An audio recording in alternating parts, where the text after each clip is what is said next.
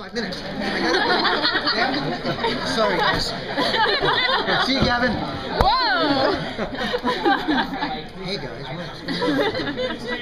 Yeah, okay, Gav. I love that guy, by the way, for the record. Not as great. Is this me?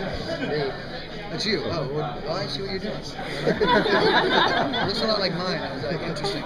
We're wasting valuable time. Okay, well, can you tell us about your in Flashpoint? Like, which Harrison are you? In Flashpoint. Those are two different things, my friend. I mean, we need to cut the cheese with the bacon. And so Flashpoint. Here's one of the, if our show has any strengths, here's one of the strengths of the show. The fact that your first question was Flashpoint. The fact that, you know, this is going to be, it looks like at this point, it's going to be a long-running television show. And if this show has strengths, I would argue that one of the strengths is the fact that, bang, we're doing Flashpoint. You know, there's decades of mythology, we're not afraid to mine it, get it out there, and listen, all these sallies forth won't all be successful, but the fact that this is a show that isn't content to sit on its laurels, rest on its laurels, and move forward. And I think that's one of the great things. The fact that that's a testament to your question is that, yeah, we're going to do Flashpoint. Then you know what? We're going to do it. We're going to do different things. And that's, you know, that's a way a show can torpedo itself and fall into the you know, the dreaded jumping the shark mode. But what I like about our show is there's a certain fearlessness to that. It's like we've got, like I say, decades of mythology, and we're gonna get that stuff out there. You know, so yeah.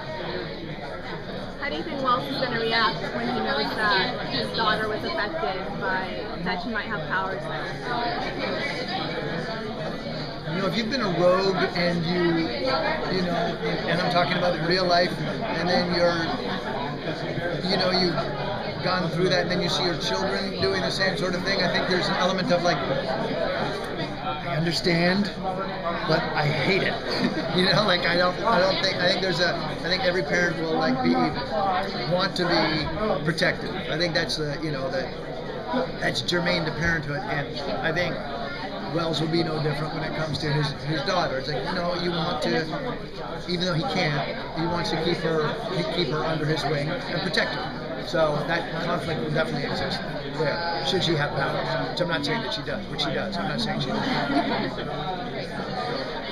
How do you think that dynamic in the last season changed Wells and used the character to add that layer of depth of having a daughter and bringing her on in the family? Well, you know, one of the great things about the character last year for me was more the fact that in the first season, as the Reverse Flash, you know, I portrayed Wells as, you know, a calming influence, a good guy, a mentor for Gavin Gustin, who plays the Flash, and my beloved pal Grant. So he looked like a really good guy who was actually like you know, the worst guy. And then in season 2, he had no social graces. He was he was socially inept. He was abrasive, and he was a dick, as you know, Cisco referred to him. But when push came to shove, all those negative qualities, when it boiled down to like what mattered, he was actually a good guy. And so, you know, the insight into how he was a good guy was probably shown best through Jessie, his daughter, where it's like, look, you know, he might be a douche to everybody else, but when it comes to him, he loves her, and he's gonna show that. And so, you know, none of those like 4 or 5 different versions of the character that I've just mentioned are necessarily what we're going to get this year, because we've done that, and like I say, our show likes to move forward. So what are we tease. Do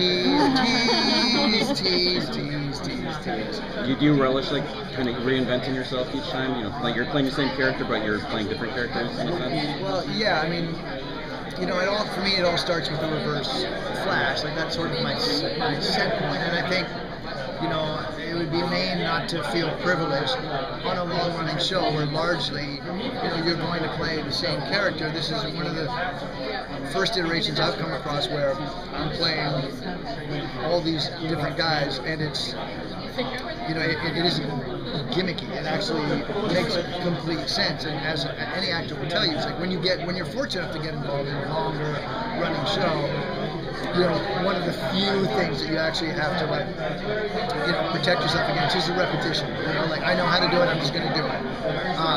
And what's lovely about playing the characters that I play on The Flash is that unlike the norm, I'm actually playing something different and crafting something different and working on different things. And oftentimes, the guys that I'm playing are maybe masking another guy, and so you have to have a few different levels working at the same time. And any actor will tell you that's an absolute boon. It's a privilege. So personally, I love it. I think it's a wonderful thing to get to do. Yeah, I'm grateful for it. Yeah. Does it ever get confusing having to play so many different versions of yourself? No, I mean, it's such a high class thing. It's just like, oh, I'm confused. No, it's like there's nothing but. I'm fortunate to get to do it. It's not. I wouldn't say necessarily easy to do, but it's not. I know what I'm doing. Like I've created the guy. I'm the new guy. You know who it's hard for is the wardrobe department. They're just like, what? Which guy? When? What Earth?